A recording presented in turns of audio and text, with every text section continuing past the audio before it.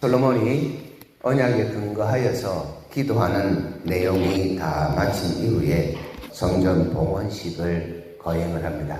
이 거행하는 가운데에 하나님께서 그의 기도를 들으셨다라고 하는 것을 증명하시기 위해서 불로 임재하셨고, 그 임재를 통하여서 솔로몬뿐만 아니라 레위 사람들 모든 백성들이 다시금 하나님 앞에 장막절 절기를 지키며 제사를 드립니다. 그리고 그 제사 끝난 시간쯤에 하나님께서 솔로몬에게 찾아오셔서 다시금 언약을 기억하게 하시고, 이 언약 기억함을 통하여서 하나님 앞에 세워지는 삶이 하나님께서 주시는 복이다, 형통합니다 라고 하는 것을 가르쳐 주십니다.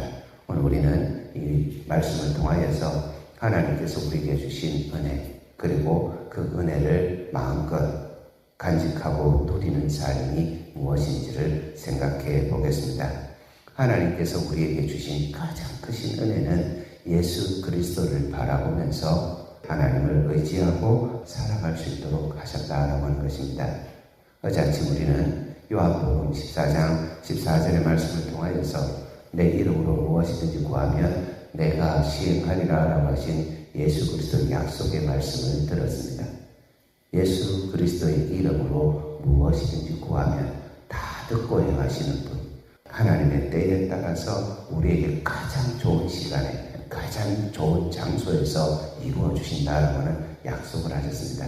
이것이 우리에게 주신 하나님의 은혜의 절정입니다. 예수 앞에 서게 하고 예수의 이름을 가지고 하나님 앞에 기도하게 하시고 그 기도를 들어주신다는 것. 세상 어느 사람도 우리의 요구를 다 들어주는 사람이 없습니다. 자녀가 되어 부모에게 요구할 때도 그렇고요, 부부가 지간에도 그렇고요, 또 부모가 자녀에게 요구할 때도 그렇습니다. 직장에서도 그렇고 우리가 만나는 모든 사람들과의 관계에서도 그렇습니다. 요구하는 대로 다 들어주는 사람은 없습니다. 근데 우리 하나님께서는 우리의 요구를 다 들어주시는 분임을 오늘 솔로몬이 기도한 이후에 임재의 모습으로 가르쳐 주시고, 그러면서 우리가 어디에 앉아있고 어디에 있어야 하는지를 오늘 성경 말씀 3절에서 하나의 유비, 그러니까 생각할 수 있는 도구를 던져줍니다. 그것이 불이 하늘에서 내릴 때에 여호와의 영광이 성전 위에 넘쳐날 때에 그들이 어디 있었냐 하는 것으로 보여줍니다. 돌을 깐 땅이라고 말씀합니다. 이 돌을 깐 땅이라고 하는 말씀을 신약에서 찾아보면 빌라도가 앉아있던 자리입니다. 요한복음 19장 13절 말씀인데요.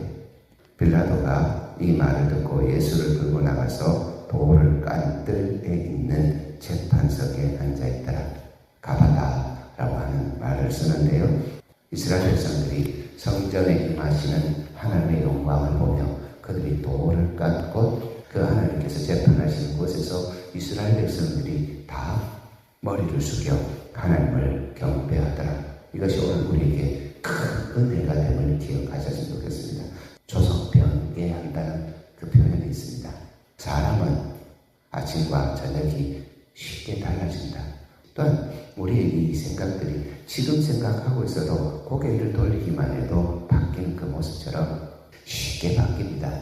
그런 쉽게 바뀌는 우리 모습 속에서 하나님께서는 어디 앞에 설 때만 그것이 바뀌어지지 않는다라고 가르쳐 주십니다. 그것이 예수 그리스도의 십자가 하나님 앞에서 세워지는 모습이라고 성경이 기록합니다. 오늘 재판장을 바라보면서 있어야 될 우리의 모습을 생각하셨으면 좋겠습니다. 예수 그리스도를 생각한다는 것, 예수 그리스도 앞에서 살아간다는 것, 그것이 우리에게 가장 큰 은혜입니다. 새 생명의 역사를 우리에게 허락하신 하나님 앞에서 그 은혜 누림의 모습 앞에 우리가 해야 하는 것은 하나님은 선하십니다. 하나님의 인자, 그 사랑하심은 영원한 것입니다라고 고백하는 찬송의 삶이 된다는 것입니다. 예수 그리스도를 통과하지 못하고 하나님 앞에 서지 않는 사람들, 그 사람들은 하나님을 찬송할 수 없습니다. 우리만 하나님을 찬송할 수 있게 만들어주셨습니다. 우리만 하나님께서 천지를 창조하신 그 목적을 따라서 살아가게 하셨다는 겁니다. 그래서 오늘 본문을 읽으면서 두 번째 우리가 은혜라고 생각하는 것은 하나님께서 우리로 찬송하게 하신 그 날들을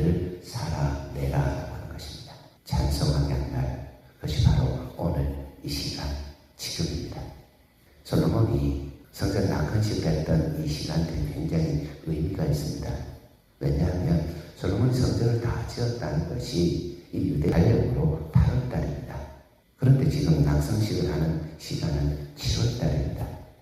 그러면 약 1년이라는 시간이 지날 정도의 그 시간 동안에 솔로몬이 준비하였고 그 준비되어진 것으로 하나님 앞에 제사 드렸다는 것입니다.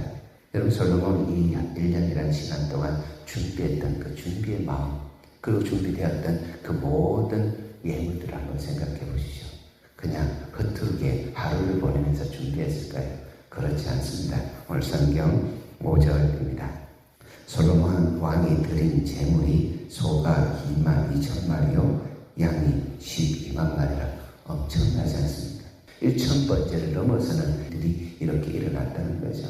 하나님 앞에 예배하기 위해서 그 은혜 받은 것을 하나님 앞에 고백하기 위해서 준비하는 하루하루가 있었고, 그 장막절 절기에 솔로몬이 그 백성들과 함께 하나님께 예배하면서 똑같이 이렇게 고백합니다. 여호와께 감사하게 하려고 만들어서 여호와의 인자심이 영원함을 찬송하게 하던 것을 가지고 하나님을 높였다.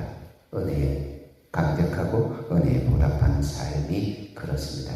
그러면서 이 장막절 절기에 행하였던 이 모습을 우리에게 가르쳐 주는데 7절 말씀입니다. 이는 솔로몬이 지은 노제단이 능히 그 번제물과 소제물과 기름을 용납할 수 없습니다. 우리가 할 수 있는 그 한계를 뛰어넘는 헌신을 이야기합니다. 오늘 솔로몬은 성전 앞에 세워진 사람, 예수로 말미암아 은혜 받은 사람의 모습이 어떠해야 되는지를 가르쳐줍니다. 그러면서 8절 말씀을 보면 그때 솔로몬이 7일 동안 절기를 지켰는데 하맛 어귀에서부터 애국강까지 온 이스라엘이라고 이야기합니다. 민수기 34장 5절부터 말씀을 보면 이스라엘의 남쪽 그 경계부터 북쪽 경계까지 다 이야기하는데 그 북쪽 경계의 시작이 하맛 어귀고요. 남쪽 경계의 끝이 애굽 땅입니다.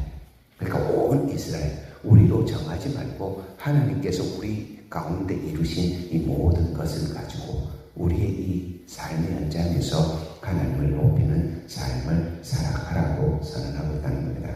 10절 마지막입니다. 솔로몬과 그의 백성이 이스라엘에게 베푼신 은혜로 말미암아 기뻐하며 마음에 즐거워하였더라. 하나님께서 주신 은혜를 우리가 누리며 살아가는 핵심입니다. 하나님께서 주신 은혜를 기뻐하고 즐거워하는 이 삶, 이것이 성전된 삶을 선언하고 있습니다. 지금 말씀을 보여 우리가 이미 알고 있듯이 하나님 앞에는 충만한 기쁨이 있고 주의 오른쪽에는 영원한 즐거움이 있는 성전될 모습을 다시금 깨닫게 하신다는 겁니다. 그러면서 우리에게 도전되고 우리 삶을 바르게 해야 될 말씀들을 11절부터 22절까지 하시는데 이것이 오늘 우리에게 큰 도전이 되었으면 좋겠습니다. 왜냐하면 고린도전서 10장 말씀을 보시면 선줄로 생각하는 자가 넘어질까 조심하라는 말씀이 있습니다. 바울이 복음을 다 전하기 위해 자신을 쳐서 복종시키는 모습이 있습니다. 하나님 앞에 은혜를 받았는데 그 은혜를 까먹으면서 내가라고 주장할 때가 있다는 겁니다. 그것에 대해서 하나님께서 밤에 솔로몬에게 찾아오셔서 말씀하시는 내용이 이 복음에 기록되어 있는데 이것을 보면서 우리가 그것을 깨달아야 합니다. 하나님 주신 은혜는 겸손할 때, 온유할 때 그 은혜가 우리 속에서 다이너마이트처럼 폭발해서 즐거워하고 기쁘게 한다는 걸 말입니다. 솔로몬 밤에 이런 생각을 했습니다. 여호와의 전과 자기 궁궐에 그가 이루고자 한 것을 다 형통하게 이루리라. 다 됐다고 생각한 겁니다. 그의 마음이 그랬습니다. 근데 하나님께서 그의 마음을 아시고 밤에 찾아오셔서 다 되었다 때에 조심해라. 네가 기도한 7가지 그 만일이라고 한 것을 내가 들었는데 내가 그 만일이라는 걸 생각해 볼 때에 너가 또한 너의 백성이 그러한 만일의 삶을 살면 내가 어떡하랴 라고 말씀하시면서 들어주겠다고 말씀하십니다. 들어주겠다 말씀하실 때에 약속의 말씀을 하나 더 주십니다. 그것은 우리가 잘 알고 있는 7장 14절 말씀입니다. 내 이름을 거는 내 백성이 그들의 악한 길에서 떠나 스스로 낮추고 기도하여 내 얼굴을 찾으면 내가 하늘에서 듣고 그들의 죄를 사하고 그들의 땅을 고칠지라 말씀합니다. 네 가지의 명령과 세 가지의 약속이 이 말씀 속에 들어져 있습니다. 네 가지의 명령이라고 하는 것은 스스로 높아지고 선줄로 생각하고 다 되었다 생각하면서 것이다 라고 마음을 놓을 때에 그 은혜를 잊어버리고 스스로 생각하여 나 스스로가 살 수 있다, 내 생각으로 살 수 있다 생각할 때에 하나님께서는 네 가지의 명령을 하십니다. 첫 번째는 전환입니다. 그 악한 길에서 떠나라. 떠나야 됩니다. 돌이켜야 합니다. 이 돌이킴이 없이는 하나님의 은혜를 제대로 누릴 수 없습니다. 우리의 마음이 우리를 향하고 세상을 향할 때에 하나님의 은혜는 묘연합니다. 멀리서 보입니다. 그러나 우리가 세상과 우리 자신에서 돌려서 하나님을 바라볼 때에 그 은혜는 내게 지금도 임하고 있다는 것을 고백하게 됩니다. 하나님께서 첫 번째 명령으로 악한 길에서 떠나라, 두 번째는 겸손하라 라고 말합니다. 주일날, 꼭 돌아온 주일날 살펴볼 예수 그리스도의 인격이 겸손인데 시대를 역행하라 라는 뜻입니다. 겸손이라는 게 그래요. 오늘 이 땅을 살아가는 동안에 사람들에게 겸손하라 그러면 이상하다 생각합니다. 겸손하면 약봅니다. 겸손하면 업신여김 받아요.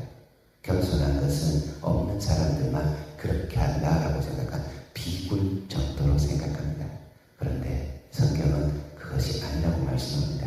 겸손이라고 하는 것은 하나님과의 관계에서 내가 언제나 하나님 앞에 이스라엘 백성들이 7장 3절에서 이야기한 것처럼 보고 돌을 깐 땅에 엎드려 있는 모습을 겸손이라 말합니다. 시대를 역행하는 삶으로 하나님 앞에 돌아오라 명령하셨습니다. 세 번째로 기도하라. 기도라는 것이 쉽지만 굉장히 어렵습니다. 그렇죠? 하나님을 의지한다는 건 굉장히 쉽지만 어렵습니다. 잘 되지가 않아요. 왜냐하면 돌이키지도 않고 낮추지도 않기 때문에 그렇습니다. 그래서 하나님께서 세 번째 명령으로 의지해라. 돌이킨 이후에, 낮아진 이후에 나의 곁에 있으라. 나를 인정하라 라고 말씀하시면서 마지막으로 하나님의 얼굴을 찾으라고 명령합니다. 하나님의 얼굴은 항상 우리를 향해서 고정되어 있습니다. 민수기 6장 24절부터 26절 말씀에 대제사장의 축복의 기도를 통하여서 우리에게 그렇게 가르쳐 줍니다. 하나님께서 그 얼굴을 우리에게로 향하여 드사 평강 주시겠다고 말씀합니다. 얼굴을 계속해서 비추고 계신데 우리가 그 낯을 피한다는 겁니다. 왜요? 하나님 보기 싫거든요. 죄가 있거나 내 마음이 거만하거나 내가 하나님을 의지하지 않을 때는 하나님 보기가 싫거든요. 그 모습을 이야기하면서 하나님 얼굴 보기를 원하라고 말씀하고 있다는 겁니다. 잠언서 8장 17절 말씀에 나를 간절히 찾으면 만날 것이라 말씀하신 그 하나님께서 언제나 얼굴빛을 이렇게 드리고 있는데 우리는 그 얼굴빛을 싫어한다는 겁니다. 대신에 우리가 생각하는 게 뭐냐면 공고물입니다. 보기는 싫은데 주시면 주셔야지요 라고 하는 태도입니다. 그래서 하나님께서 네 가지 명령을 통하여서 우리에게 명령하신 이후에 그렇게 하면 내가 하늘에서 들을 것이다 하는 약속입니다. 내 이름으로 무엇이든지 구하면 내가 시행하리라. 두 번째, 그 시행하는 자리 속에서 죄를 사하리라. 모든 관계를 회복시켜 주리라. 답답하고 막혀있던 것, 두렵고 떨리는 것, 사망 속에서 종노릇하는 것, 그 모든 것들 사해 주리라. 통로를 만들어 주리라. 십자가를 열어 주리라 말씀하십니다. 세 번째로 그 땅을 고쳐주리라. 제일 좋은 말입니다. 회복하여 주시리라. 새롭게 하여 주시리라. 생명이 넘치게 하여 주시리라. 하나님께서 우리에게 자유와 해방과 평강을 다 주시라는 약속이 고쳐주신다는 약속입니다. 예레미야서 1장 10절 말씀이에요.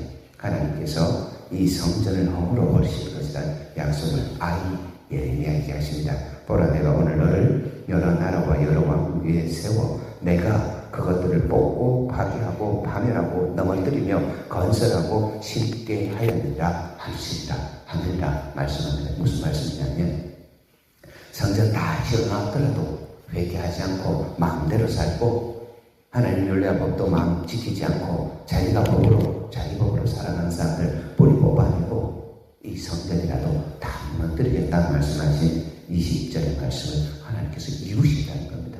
그 속에서 오늘 우리에게 기억하게 하시는 것, 4가지 명령과 3가지 약속입니다. 하나님께서 명령하신 것, 이 명령을 따라 행하는 사람은 언제나 은혜 중에 살아갑니다. 예수 안에서, 예수 안에 있는 생명을 누리며 하나님께서 들으시는 그 역사를 통하여 응답하심을 마음껏 누릴 수 있고, 하나님께서 용서하심을 통하여 언제나 우리를 가로막고 있는 모든 것에서 해방되었다라고 하는 그 해방의 노래를 할 수 있고, 더불어서 날 고쳐주시고 회복하여 주시는 이 회복의 땅에서 하나님께서 평강을 마음껏 누려갈 수 있게 하시면 합니다. 이것이 저와 여러분들에게 주신 약속의 말씀입니다. 혹 우리의 삶 속에서 하늘을 닫고 비를 내리지 않는 그러한 일이 있을 때, 혹 우리의 삶 속에서 내가 모든 것을 일하였는데 손에 쥐는 건 아무것도 없는 것처럼 메뚜기들이 와서 내 소산 다 먹어가는 것처럼 험한 삶 그것이 있을 때, 혹 전염병이 있어서 나와 이 민족 가운데에 하나님께서 치신 것 같은 그 두려움이 있을 때에 우리가 해야 하는 것은 하나님 앞에서 하나님을 걷는 백성이라고 부르신 나의 정체성을 깨닫고 전환하고 경계하고 의지하고 하나님 낯을 구하는 믿음의 삶을 살아내야 합니다. 저희들의 삶이 그러해서 만나주시는 하나님, 응답하시는 하나님, 용서하시고 함께 계셔서 성전에 나를 두겠다 하신 그 거룩하신 하나님께서 오늘 우리 가운데 내주하고 계심을 알고 언제나 하나님과 동행하는 복된 믿음의 삶을 살아내셨으면 좋겠습니다. 우리 같이 기도하겠습니다.